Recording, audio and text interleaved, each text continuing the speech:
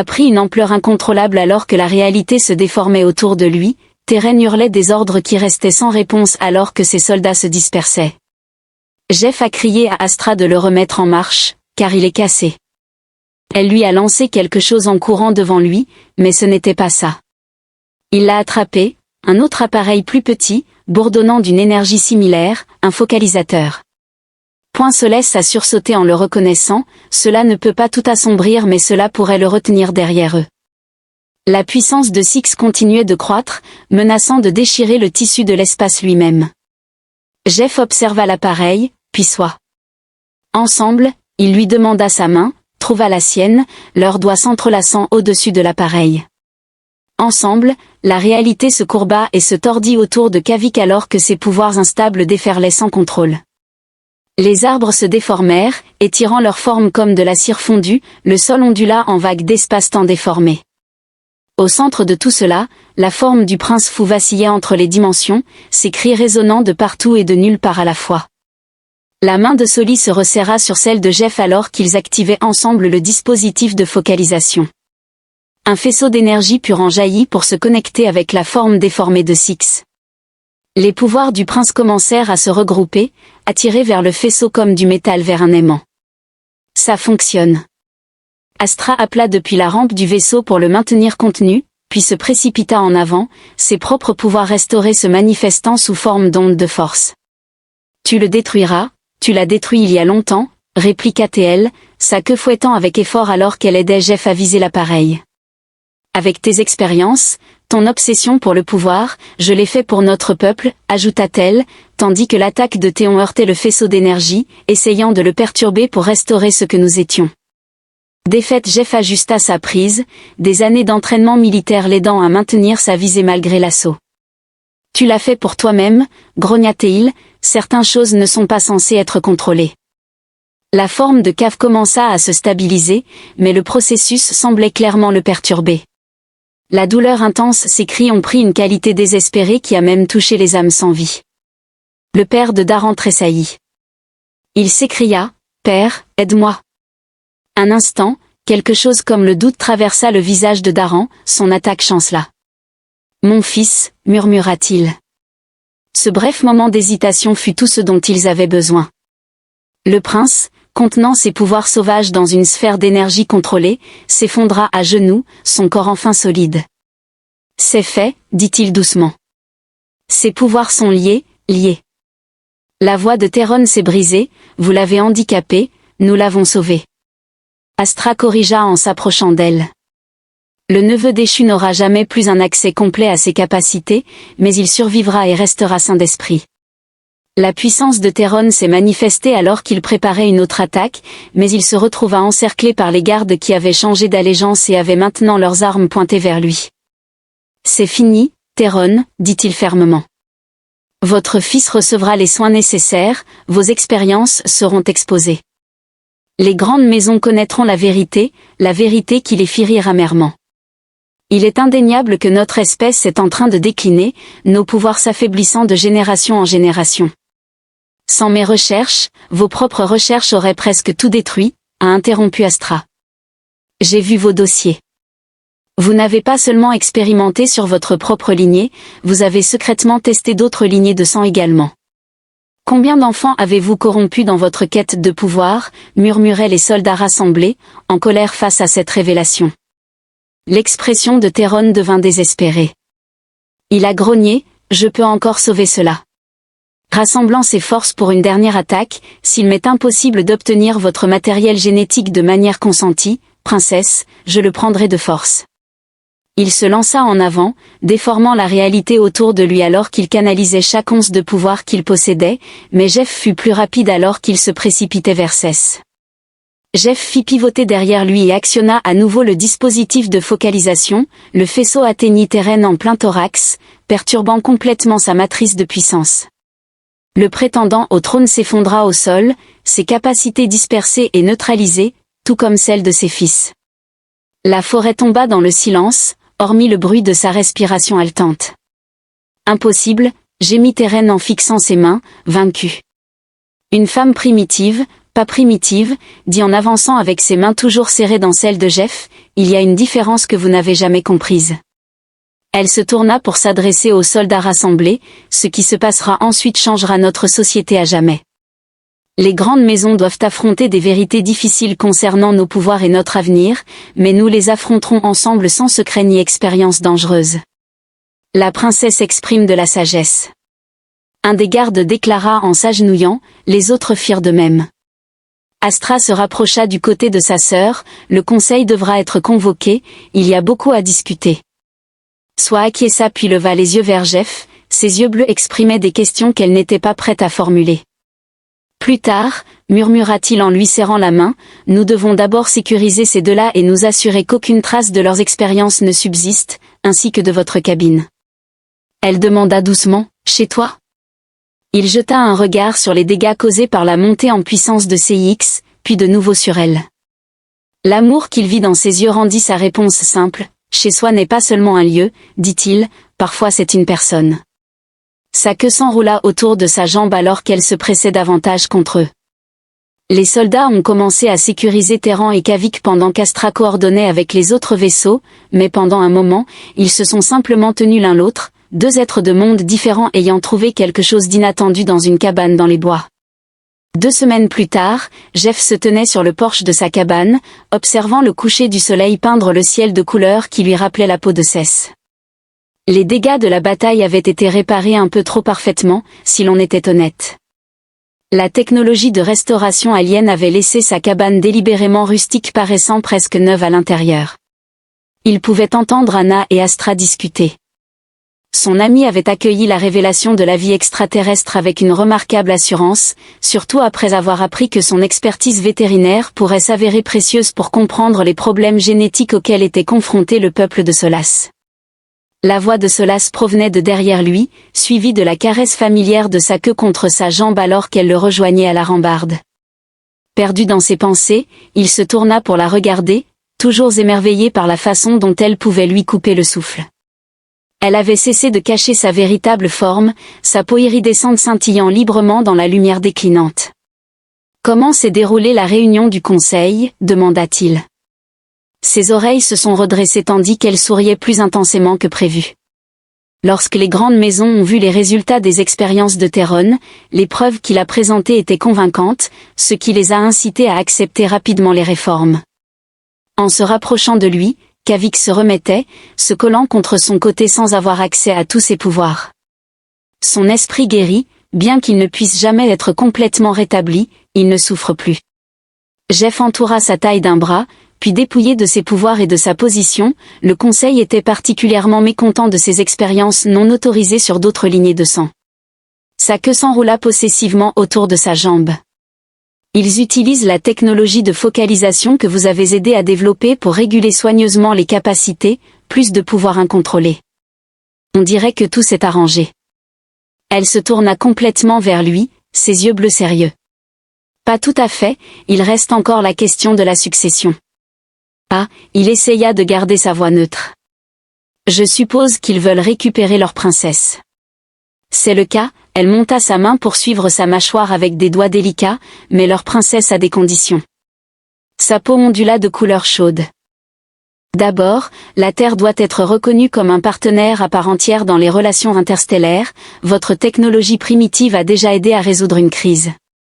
Les échanges diplomatiques pourraient nous apporter de nouvelles connaissances. Il prit sa main et y déposa un baiser. De plus, les grandes maisons doivent reconnaître que l'isolement nous a affaiblis. Un contrôle de la diversité génétique renforcerait nos lignées bien plus que les expériences de Terron ne pourraient le faire. Il eut une prise de conscience. Ensuite, elle continua à se rapprocher de manière surprenante. Et surtout, la princesse exige que son consort choisi règne à ses côtés, même s'il s'agit d'un simple humain vivant dans une cabane dans les bois. Il sourit simplement. J'ai contribué à sauver votre civilisation. Tu as fait bien plus que ça, répondit-elle en se hissant sur la pointe des pieds pour rapprocher leur visage. Tu m'as sauvé, non seulement de Terron, mais aussi d'une vie régie par des règles rigides et des attentes. Tu m'as montré que le pouvoir ne réside pas dans la pureté génétique ou les lignées anciennes, mais dans le choix, l'amour et la connexion. Les mots jolis de la princesse. Is on set led on her west bu are you sur this won't be easy there will be opposition let them oppose her tell lachette de fianli I shows you the moment I decided to hide in your cabin I choose you now elle choose you every day for along I you love me from inside the yard analog at something Astra said the sound of two worlds coming together find un common ground based soit continued we make a good team the princess and her primitive her eyes sparkled with mischief think you. Quand handle being royal consort I don't know et puis leader closer might need some convincing her qui soit sincère enough qu'un blooming with pattern of joy and love that lie up the gathering dusk when they finally parted both slightly bright she rested her forehead against his will and need a bigger cabin she murmure O.M. Sommière to stay when royal du Tibet comme too much sommière or children quand learn about both their heritage is at skipped at the casual mention of their future. Children eventually she nuzzled this neck first I believe you human have a custom caled a honeymoon widow et logged softly to gam note sur the traditional destination quand compete with interstellar option en réfléchissant, elle laissa son regard dériver vers la cabane, se remémorant avec tendresse les moments passés assis cachés avec un certain humain. Un retour à la case départ, de nouveaux départs, corrigea-t-elle avant de l'embrasser à nouveau, tandis que les premières étoiles apparaissaient dans le ciel, témoins d'une histoire d'amour qui allait se transformer. Deux mondes pour toujours. Avant que Ryan ne puisse protester, de la musique a retenti à travers les haut-parleurs, une chanson lente et romantique. Scylla se tenait debout, tendant une main en disant « Rejoins-moi ». Ryan est resté immobile pendant « I don't dance ». Zéla saisit sa main et le tira vers le haut, se pressant contre lui et commençant à se balancer. Ryan resta raide comme un cadavre. « C'est plus proche que je ne l'imaginais », marmonna-t-il. Zia s'approcha de son oreille et murmura « Tu es chaleureux, c'est agréable ». Sur le point d'exploser, Ryan fut sauvé par la sonnerie de la porte. Se détachant brusquement de Zia Tekout, il s'exclama « Je m'en occupe » avant d'ouvrir la porte si rapidement que le livreur sursauta. Ryan saisit le sac, se retourna et s'immobilisa. Zilla l'avait suivi jusqu'à la porte et maintenant le livreur la fixait comme si elle était une déesse incarnée, ses yeux parcourant ses courbes étranges. Zé lui adressa un sourire en guise de salutation. Le livreur a oublié comment respirer. Helvésia inclina la tête et demanda « Es-tu également un prétendant ?» Ryan claqua la porte devant lui, expira bruyamment et se retourna. Il souriait toujours, semblant intrigué. Devrais-je étudier également ces rituels de séduction ? Ryan a indiqué qu'elle ne sortait pas avec son livreur, elle a froncé les sourcils en demandant pourquoi, car il semblait réceptif à ma présence. Ryan poussa un grognement en lui poussant de la nourriture dans les mains, lui disant simplement de manger. Elle renifla le contenu en disant « Ah, c'est ce que tu préfères ». Ryan s'est effondré sur le canapé en préférant ne pas subir de crise cardiaque. Zara s'assit à côté de lui en mangeant de manière réfléchie. « Je suis déjà en train d'apprendre beaucoup de choses sur toi », déclara-t-elle. Ryan fixait le plafond. C'était seulement le premier jour, il était déjà condamné. Ryan sortit de la douche en se séchant les cheveux, encore groggy de la folie des dernières 24 heures. Il avait besoin d'une pause, peut-être de longues vacances quelque part où les malentendus extraterrestres n'étaient pas une chose. Il entra dans sa chambre. Zillow était assis sur son lit. Ryan s'immobilisa en plein mouvement, elle n'était pas simplement assise, mais était prête, observant attentivement. Sa peau argentée et bleue scintillait sous la lumière douce, et elle portait une des chemises de Ryan, bien trop grande pour elle, tombant librement sur sa silhouette. Scylla a annoncé que le cerveau de Ryan avait court-circuité. Ryan a cligné des yeux, se préparant à ce qui allait suivre. « J'ai examiné les attentes de votre espèce. L'intimité est cruciale pour le lien qui se crée. Vous pouvez continuer. » L'âme de Ryan a quitté son corps, procédé avec un astérisque. Quel est l'astérisque ? Zier indiqua en direction d'elle-même. J'ai remarqué que les partenaires humains partagent leur quartier. Je suis maintenant vêtue de manière appropriée et j'ai également ajusté ma température corporelle pour une chaleur optimale. Ryan a saisi son front. Zier, tu ne dors pas dans mon lit, elle inclina la tête, tu as besoin de mesures supplémentaires, devrais-je initier des expressions vocales d'affection, j'ai pratiqué. Ryan exprima son mécontentement en demandant, je vous en prie, dites-moi que vous ne l'avez pas fait. Elle éclaircit sa gorge puis, d'un ton profond et dramatique, elle murmura, astérisque. Bonjour, cher monsieur, êtes-vous à la recherche de compagnie?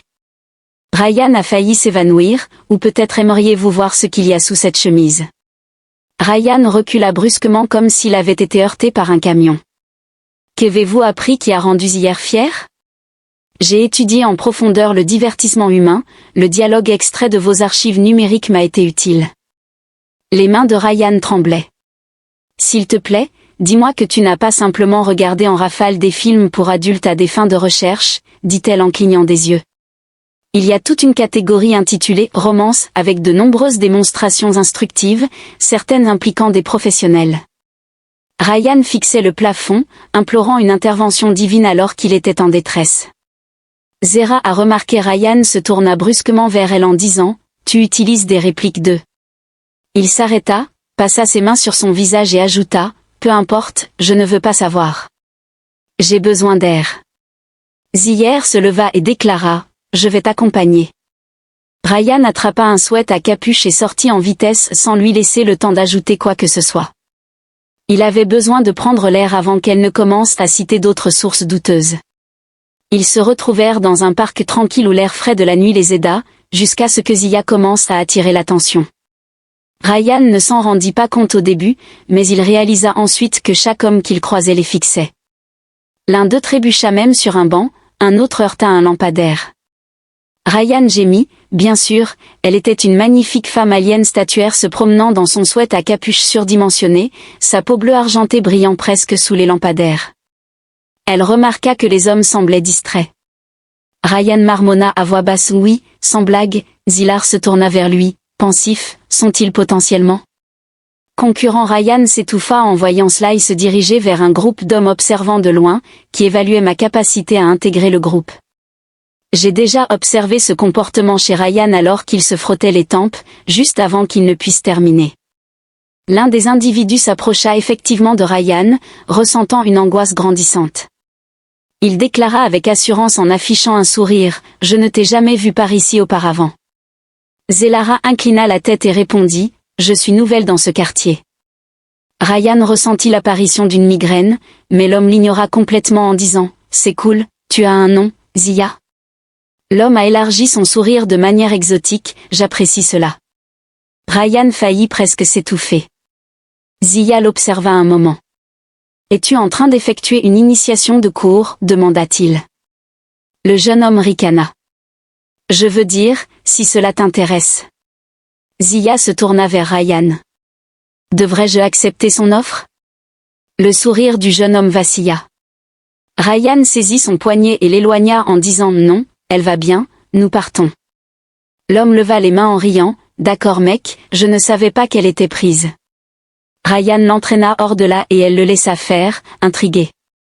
Ryan a soupiré bruyamment, montrant ainsi son mécontentement envers l'approche de Zilara. Ryan n'a pas répondu à votre souhait de me retirer de sa présence. Ryan poussa un soupir lorsqu'il réalisa que vous n'étiez pas disponible. Elle l'étudia attentivement, puis, à son grand désarroi, elle esquissa un sourire. « Tu étais possessif, dit-elle. » Ryan exprima sa douleur en gémissant. Elle sourit davantage en lui demandant s'il souhaitait vraiment la garder. Ryan faillit presque s'effondrer. « Non, je te sauvais juste d'une situation très gênante, dit-elle en se penchant. » Ryan lui a indiqué de ne pas l'appeler. Zia se contenta simplement de sourire, sachant que Ryan était condamné. Ryan croyait avoir surmonté le pire, mais c'était là sa première erreur. Le second individu avait baissé sa garde en public, ils étaient dans un café, une zone neutre où aucun désastre ne devrait se produire. Ryan voulait simplement prendre un café, un moment paisible et simple, lorsqu'il s'est penché en avant, les yeux rivés sur lui avec une intensité sérieuse. « J'ai déterminé », elle a annoncé la prochaine étape. Ryan à peine releva les yeux de sa tasse, tandis que Zier l'ignorait. Il est nécessaire que je m'engage dans des gestes d'affection physique. Ryan faillit presque recracher sa boisson. « Excusez-moi, dit-il. » Elle hocha la tête, totalement imperturbable. « J'ai étudié davantage les interactions humaines. Le contact physique est essentiel pour établir des liens, je suis prêt à prendre l'initiative. » Ryan regarda autour de lui avec panique. Ce n'est pas le lieu pour commencer par une démonstration. Ryan s'étendit sur la table en agrippant son poignet. Nous ne ferons pas ça ici, déclara Zelara en clignant des yeux vers sa main, puis elle sourit.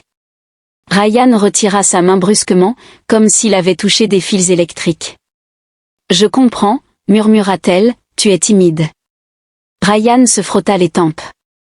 Je ne suis pas timide, je ne veux simplement pas d'audience pour quelques bizarreries que tu as prévues. Zier inclina la tête, ce qui nécessite un cadre privé. Ryan exprima son mécontentement en disant « Ce n'est pas ce que je voulais dire ». Une serveuse s'approcha en souriant poliment et dit « Vous formez un si joli couple ». Ryan s'est figé. Mon ami est simplement réticent à exprimer ses désirs, mais je suis patient. Ryan a bafouillé, ce qui a fait rire la serveuse. Ne soyez pas gênés, beaucoup d'hommes ont du mal avec l'intimité. Ryan se couvrit le visage. Zia acquiesça solennellement. Effectivement, il éprouve des difficultés. La serveuse tapota l'épaule de Ryan en lui disant « Tu y arriveras, champion ». Après le départ de la serveuse, Ryan envisagea de se jeter dans la circulation, puis se tourna vers Zia en lui demandant « Qu'est-ce qui ne va pas avec toi ?» Zia sirota son verre. « Je confirme simplement notre lien. » Ryan s'est penché en baissant la voix pour dire que nous ne sommes pas liés. Zia se pencha davantage, mais Ryan sentit sa santé mentale lui échapper. D'accord, nous devons établir quelques règles. Zelara posa son menton sur ses mains en déclarant qu'il ne devrait pas révéler aux étrangers qu'ils sont en couple, bien qu'ils soient liés d'une certaine manière, mais pas de manière formelle. Zia marmonna, tu devrais arrêter de me toucher autant. Ryan recula, je t'ai à peine touché. Zelara leva les doigts, tu as attrapé mon poignet, c'est du toucher. Ryan leva les mains en l'air en disant ce n'était pas toi, cela ne compte pas. Zia esquissa un sourire alors que vous étiez visiblement troublé. Ryan poussa un soupir agacé. C'est parce que tu es impossible, dit-elle en se penchant en avant. Et pourtant, tu n'es pas parti. Ryan s'est tu complètement. Zia attendait en observant attentivement son expression, un éclair de réalisation traversa son visage, tu aurais pu partir à tout moment. Ryan n'a pas répondu, elle a esquissé un sourire. Ryan saisit sa boisson et la descendit d'un trait, ignorant tout autour de lui. Pendant ce temps, Zia l'observait simplement, l'air suffisant. Ryan commençait à ressentir le besoin d'un plan d'évasion.